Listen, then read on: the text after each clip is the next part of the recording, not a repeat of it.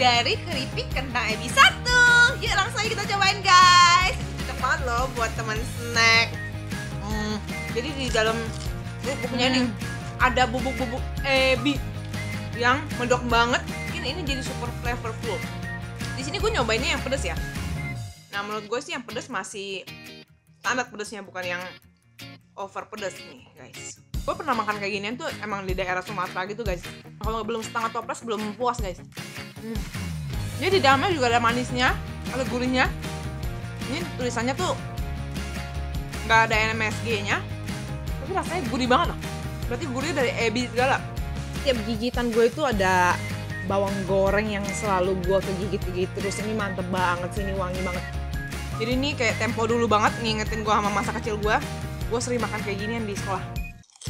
Merata banget bumbu-bumbunya, jadi lu nggak akan ngerasa oh di bagian ini berasa, bagian ini nggak berasa. Ini emang merata banget sih, enak banget. Pastinya kalau lu pakai buat nasi juga pasti enak banget sih. Pokoknya di dalam sini semuanya super wangi, terutama wangi ebi dan sangat crispy. Lu pada harus cobain. Jangan lupa like dan subscribe. Sampai jumpa guys di kulon berikutnya ya.